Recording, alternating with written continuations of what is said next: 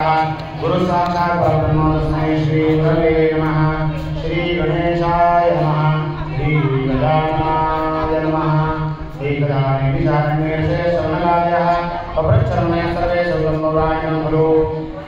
श्री गजाननाय नमः। आता सत्यनारायण कथेचा अर्थ सांगतो। एकदा नैविचारण्यात राहणाऱ्या शौनकादी ऋषींनी पुराण सांगणाऱ्या सुतांना प्रश्न विचारला। ऋषी विचारतात, हे मुनिश्रेष्ठा, मनातील सर्व फले कोणत्या व्रताने अथवा तपश्चर्याने मिळतात ते ऐकण्याची इच्छा आहे, कृपा करून सांगा। सूत सांगतात, मुनिहो, नारदांनी हाच प्रश्न भगवान महाविष्णूंना विचारला त्यावेळी विष्णूंनी नारदांना जे सांगितले ते तुम्हाला संतोषांत दिसले का? एकदा महायोगी नारद मुनी जनतेवर दया करावी अशा बुद्धीने अनेक लोकात फिरत असता मनुष्य लोकात आले आणि मनुष्य लोकात आपल्या पूर्वकर्माप्रमाणे अनेक प्रकारचे दुःखे बघून अनंत प्रकारचे दुःख भोगत सर्व भोगत आहे असे पाहून कोणत्या साधनाने त्यांचे दुःखे नाही होते हा विचार करून नारदने वैकुंठात गेले। त्यावेळी वैकुंठात 4 हातात शंख चक्र गदा कमळ धारण केलेल्या पायापर्यंत वळणारी वरमाळा गायब केलेल्या स्वच्छ वर्णाच्या भगवंताला पाहून त्यांची स्तुती करून प्रसन्न करून घेतले। नारद मुनी गेले भगवान विष्णू नारदांजवळ बोलले, भगवान म्हणाले, मंत्रा, आपण कोणत्या कामासाठी आलात? तुमच्या मनात काय आहे ते सर्व मला सांगा, मी त्याचे समर्पण उत्तर देईन। नारद म्हणाले, हे भगवंता, मृत्यूलोकातील सर्व लोक आपण केलेल्या पापकर्माप्रमाणे अनेक योनीमध्ये जन्म घेऊन अनंत प्रकारचे दुःखे भोगत आहेत। हे भगवंता, आपली कृपा जर माझ्यावर असेल तर या सर्व दुःखी लोकांची सर्व दुःखे लहानशा कोणत्या उपायाने नाही होतील ते सर्व सांगा, माझी एवढी इच्छा आहे। भगवान म्हणाले, नारदा, लोकांवर कृपा करण्याचा हेतू प्रश्नांचा काळ तो फारच सुंदर आहे, म्हणून ते व्रत करणे दिवाणची सर्व दुःखे नाही होतात, ते व्रत की तुला संतोष म्हणतात। हे व्रत नारदा, या व्रताला सत्यनारायण व्रत असे म्हणतात। हे व्रत विधिपूर्वक केले असता व्रत करणारा मनुष्य या लोकी सर्व काळ सुख भोगून शेवटी आनंदरूप मोक्ष प्राप्त जातो। भगवान विष्णूंचे वाचन ऐकून नारद मुनी विष्णूंना म्हणाले, नारायण, या व्रताचे फल काय, याचा विधी काय व हे व्रत पूर्वी कोणी केले होते ते सर्व विस्तार करून मला सांगा। हे भाषण ऐकून भगवान म्हणाले, नारदा, हे व्रत दुःख शोकांचा नाश करणारे असून धनधान्याची समृद्धी करणारे आहे, तसेच सौभाग्य व संतती देणारे सर्व कार्यात विजयी करणारे आहे। हे व्रत भक्ती व श्रद्धा यांनी युक्त ब्राह्मण व बांधव यासह धर्मावर निष्ठा ठेवून सत्यनारायणाचे पूजन करावे। केळी, दूध, तूप, साखर, गव्हाचा रवा यांचा केला प्रसाद भक्तियुक्त अंतःकरणाने सत्यनारायणाला अर्पण करावा। आपले बांधव व मित्र यासह सत्यनारायणाची कथा ऐकून ब्राह्मणाला दक्षिणा द्यावी, सर्वांसह भोजन करावे, भक्तीने प्रसाद रक्षण करून सत्यनारायणासमोर गायन, नृत्य इत्यादी करावे। हे पूजनाची सर्व कृत्य पवित्र देवालयात किंवा आपल्या घरी पवित्र ठिकाणी करावे। पूर्वी सांगितल्याप्रमाणे भक्तिभावाने हे व्रत केले असता मनुष्याच्या सर्व इच्छा पूर्ण होतात। कलियुगात सर्व जीवांना दुःख नाशनाचा हाच एक सोपा उपाय आहे। या ठिकाणी सत्यान्वेषणाचे पहिला अध्याय पूर्ण होतो। हरये नमः, हरये नमः, हरये नमः। सत्यनारायण भगवान की जय। नारदा, हे व्रत पूर्वी कोणी केले होते ते सांगतोय। सुंदर अशा काशी नगरात एक दरिद्री ब्राह्मण राहत होता। भूक व तहाने निमित्त तो ब्राह्मण पृथ्वीवर फिरत असे। आचार दिवसात धार्मिक प्रमाणात उभा करणारा भगवानच्या वृत्ती प्रमाणाला पाहून भगवंतांनी वृद्ध ब्राह्मणाचे रूप घेतले व आशीर्वाद त्याला ब्राह्मणाला उठविला। हे ब्राह्मणा, तू पृथ्वीवर सर्व पृथ्वीवर कशासाठी करण्याची माझी इच्छा आहे ते तू मला सांग। हे वृद्ध ब्राह्मण भगवंताचे भाषण ऐकून तो म्हणाला, मी दरिद्री ब्राह्मण आहे, दिशा करण्यासाठी रोज पृथ्वीवर करतो। हे भगवंता, दारिद्र्याच्या काळाचा एखादा ब्राह्मणास माहीत असेल तर तो कृपा करून मला सांगा। असे भाषण ऐकून भगवान म्हणाले, सत्यनारायण विष्णू सर्वांच्या सर्व इच्छा पूर्ण करून मनातील फल देणार आहे। हे व्रत केले असता मनुष्य सर्व दुःखातून मुक्त होतो, त्या सत्यनारायणाचे पूजन तू कर। त्यानंतर ब्राह्मणाला पूजनाचे सर्व विधान सांगून भगवान मुक्त झाले। वृद्ध ब्राह्मणाने सांगितलेले व्रत मी अवश्य करत असा ध्यास त्या ब्राह्मणाला लागल्यामुळे त्याला रात्री निद्रा लागली नाही। तो सकाळी उठून मी आज सत्यनारायणाचे व्रत करण्याचा मनाचा निश्चय करून गावात भिक्षा मागण्यासाठी गेला। त्या दिवशी त्या ब्राह्मणाला भरपूर द्रव्यही मिळाले। त्याने पूजनाची सर्व तयारी करून आपल्या बांधवांसह यथासांग सत्यनारायणाचे पूजन केले। नंतर हा ब्राह्मण सर्व दुःखातून मुक्त झाला व धनधान्याने समृद्ध होऊन आनंदी झाला। एक दिवस हा ब्राह्मण आपल्या वैभवाप्रमाणे सत्यनारायणाचे व्रत करत असताना लाकडे विकणारा मोळी विक्या त्या ठिकाणी येऊन पोहोचला। तो मोळी विक्या तहानेने व्यापक झाला असल्यामुळे मस्तकावर मोळी बाहेर येऊन ब्राह्मणाच्या घरी गेला व तो व्रत करीत आहे असे पाहून त्याला नमस्कार केला व विचारले, महाराज, आपण काय करीत आहात व हे व्रत केल्याने काय फळ मिळते ते विस्तारपूर्वक सांगा। ब्राह्मण म्हणाला, सर्व इच्छा पूर्ण करणारे हे सत्यनारायणाचे व्रत आहे, त्याच्याच कृपा प्रसादाने मला पुष्कळ धनधान्य मिळाले आहे। त्या मोळी विक्याने हे व्रत समजावून घेतले। अति आनंदाने प्रसाद रक्षण करून पाणी घेऊन शहरात मोळी विकण्यासाठी गेला। सत्यनारायणाचे चिंतन करीत लाकडाची मोळी मस्तकावर घेऊन या गावात लाकडे विकून जे द्रव्य मिळेल त्या द्रव्याने सत्यनारायणाचे उत्तम पूजन करण्याचा मनाचा निश्चय केला। सत्यनारायणाचे चिंतन करीत करीत धनिक लोकांच्या घरी जाऊन पोहोचला। मोळीचा दुप्पट भाव मिळाला। आनंदी अंतःकरणाने सर्व साहित्य घेतले, आपल्या बांधवांना बोलवून यथासांग सत्यनारायणाचे पूजन केले। या व्रताच्या प्रभावाने हा मोळी विक्या धनधान्य पुत्र इत्यादी संपत्तीने युक्त झाला व या लोकात सुख होऊन शेवटी सत्यनारायण प्रभूंच्या सत्यलोकी गेला। या ठिकाणी सत्यनारायण दुसरा अध्याय पूर्ण होतो. हरे नमः हरे नमः हरे नमः. सत्यनारायण भगवान की जय. विशो याविषयी एक कथा सांगतो की का पूर्वी या पृथ्वीवर उत्तामक नावाचा एक सार्वभौम राजा होता. तो राजा विजयप्रिय, सत्य बोलणारा, भक्तिमान, बुद्धिमान. तो देवळात जाऊन गोरगरिबांना दानधर्म करून संतुष्ट करत असे. तो राजा एकदा स्त्रीसह नदीच्या तीरावर सत्यनारायणाचे पूजन करत होता. त्यावेळी साधू नावाचा वाणी व्यापारासाठी पुष्कळ घेऊन राजा पूजन करत होता. त्या ठिकाणी नौका जाऊन पोहोचला व नौका नदीच्या तीरावर उभी राहून राजाच्या जवळ आला व व्रत करणाऱ्या राजाला पाहून अत्यंत न्यायाने विचारू लागला. साधूवाणी म्हणाला, राजा भक्तियुक्त अंतःकरणाने हे तो काही करीत आहे ते सविस्तर मला सांग, माझी ऐकण्याची इच्छा आहे. राजा म्हणाला, हे साधू, पुत्र झाल्याने प्राप्त व्हावे या हेतूने अतुल तेजस्वी सर्वमंगल पूर्ण करणाऱ्या सत्यनारायण विष्णूचे व्रत मी करीत आहे. राजाने वाक्य ऐकून अत्यंत आदराने साधूवाणी म्हणाला, महाराज आपण हे व्रत विस्तार करून मला सांगा, कसे सांगाल तसे करेन. मला पण संतोषी नाही की या व्रतामुळे नक्की होईल. असे बोलून व्यापारासाठी अंधकाराचा अंताने साधूवाणी घरी पडतात. त्याने संतोषी देणारे अतुल्य व्रत आपल्याकडे भागीला सांगितले. ज्यावेळी मला संतोष होईल त्यावेळी सत्यनारायणचे व्रत मला सांगवत पण घरी गेला. धार्मिक व पतिव्रत अशी त्याची लीलावती नावाची भार्या आनंदी अंतःकरणाने पतीची सेवा करत असता सत्यनारायणाच्या कृपाप्रसादाने गर्भवती राहिली. तिला 10वा महिना सुरू होता. ते कन्यारत्न झाले. ती कन्या शुक्लपक्षातील चंद्राप्रमाणे प्रत्येक दिवशी कलेने वाढू लागली व म्हणूनच तिचे नाव कलावती ठेवण्यात आले. काही दिवसांनी लीलावतीने साधूवाणीला गोडवाणीने प्रश्न विचारला, महाराज पूर्वी नमस्काराने सत्यनारायणाचे व्रत आपण का करीत नाही, असा तिचा प्रश्न पाहून साधूवाणी म्हणाला, येते कलावतीच्या लग्नाच्या वेळी सत्यनारायणाचे व्रत मी करीन. अशा प्रकारे भार्येचे समाधान करून व्यापारासाठी साधूवाणी दुसऱ्या गावाला निघून गेला. काळामागून काळ लोटू लागला. त्याचप्रमाणे त्याची कन्या कलावती गुणाची व वयाने मोठी ओळखली.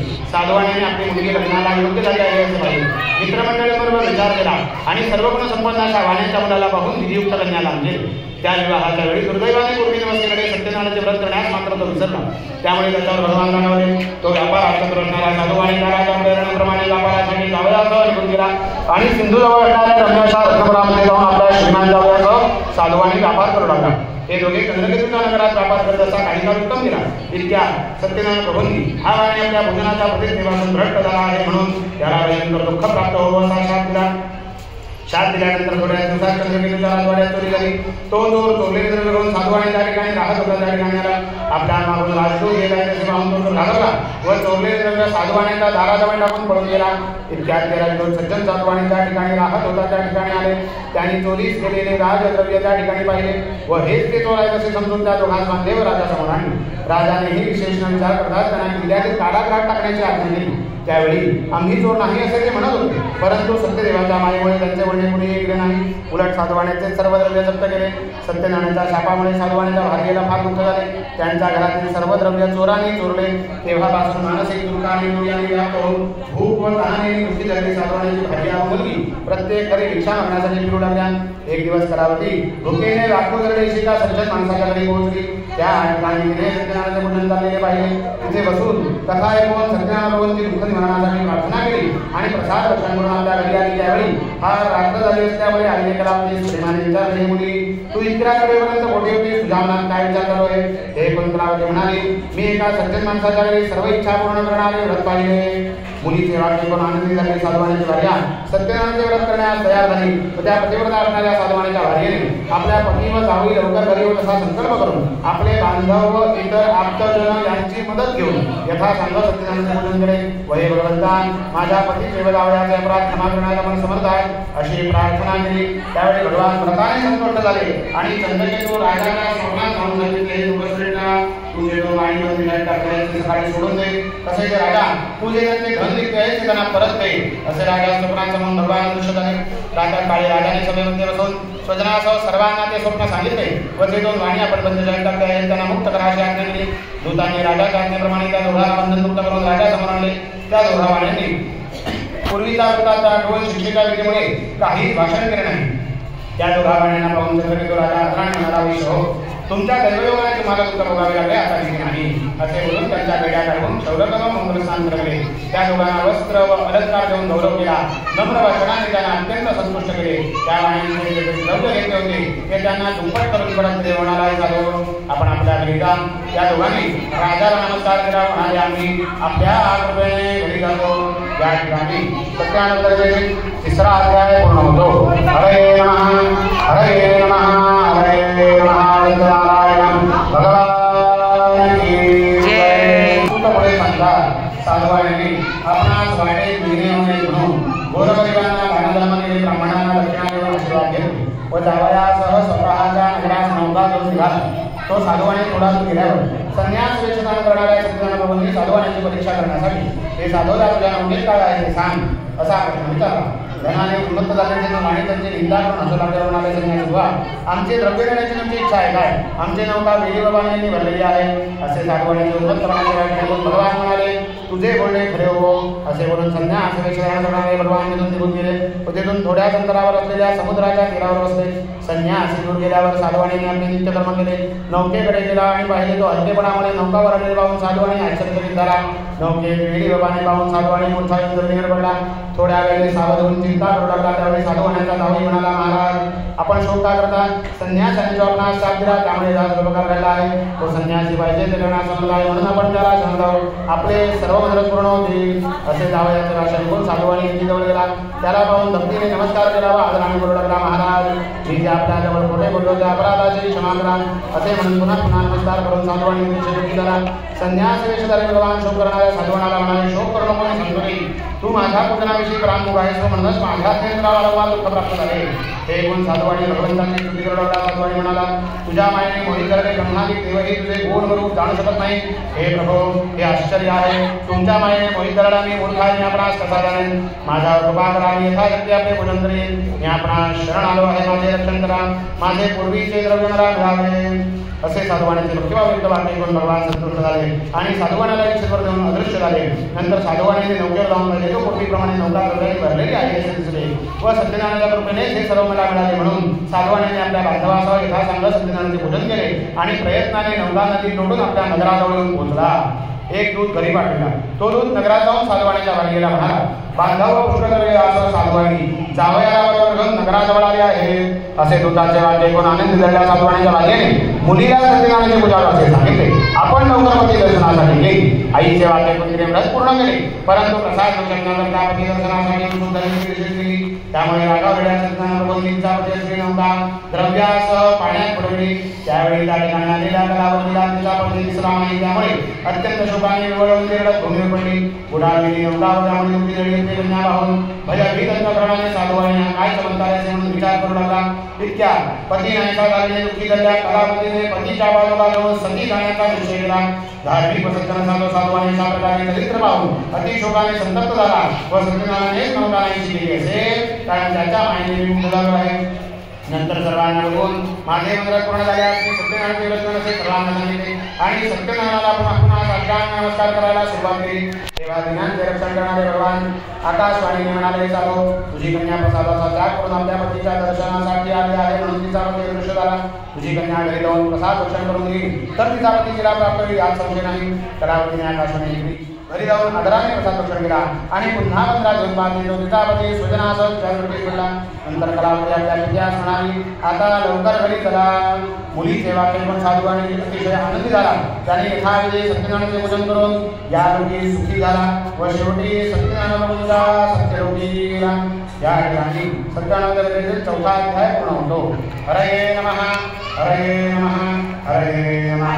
सत्यनारायण भगवान की जय. ज्याचे कथा संतोषी श्रवण करा. पूर्वी अंगदवट नावाचा एक राजा प्रजेचे पालन करण्याविषयी अतिशय होता. त्याने प्रसादाचा त्याग केल्यामुळे त्याला दुर्भरात झालेली असे. तो राजा एका अरण्यातून श्रीरामपूर मनाच्या भावाला आला. तर त्या ठिकाणी गौरी आपल्या बांधवांसह भक्तियुक्त अंतःकरणाने सत्यनारायणाचे पूजन करीत आहेत असे राजाला दिसले. परंतु राजाने सर्व पावलेही त्या ठिकाणी केला नाही.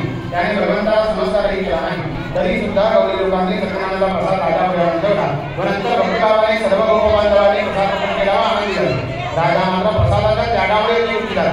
त्या राजाचे 100 वर्गे धनधान्य आणि सर्व संपत्ती नाश पावू लागली. हे सर्व सत्यनारायणाच्या अवकृपेने झाले असे राजाला वाटू लागले. व ज्या ठिकाणी गोपांनी सत्यनारायणाचे पूजन केले होते त्या ठिकाणी जाण्याचा निश्चय राजाने केला. त्यांच्याजवळ जाऊन भक्तिश्रद्धेने नियुक्त होऊन यथाविधी सत्यनारायणाचे पूजन केले. त्यामुळे हा अंगदवट राजा धन पुत्र इत्यादी ऐश्वर्याने संपन्न झाला व या लोकांना सुखी होऊन शेवटी वैकुंठ लोकी गेला. हा सर्वराज सत्यनारायणाच्या पूजनामुळे घरा म्हणून सर्वांनी सत्यनारायणाचे पूजन करावे. जो कोणी अतिदृढ बसे सत्यनारायणाचे व्रत करतो, फल देणारी चिंता भक्तिभावाने श्रवण करतो, त्याला सत्यनारायणाच्या कृपेने धन धान्य आदी सर्व वस्तूंचा लाभ होतो.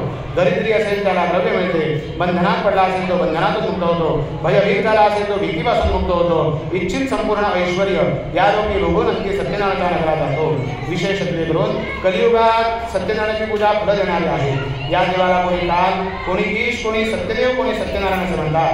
नाना रूपे धारण करून सर्व भक्तांच्या इच्छा पूर्ण करणारा असा भगवान कलियुगात सत्यनारायण व्रतरूपी होईल. मुनीश्रेष्ठ जो कोणी सत्यनारायणाची कथा पठण करेल किंवा श्रवण करेल त्याची सर्व पापे श्री सत्यनारायणाच्या कृपेने नाहीशी होतील. या ठिकाणी पाचवा अध्याय पूर्ण होतो. हरे नमः हरे नमः हरे नमः. श्री ज्ञानदेव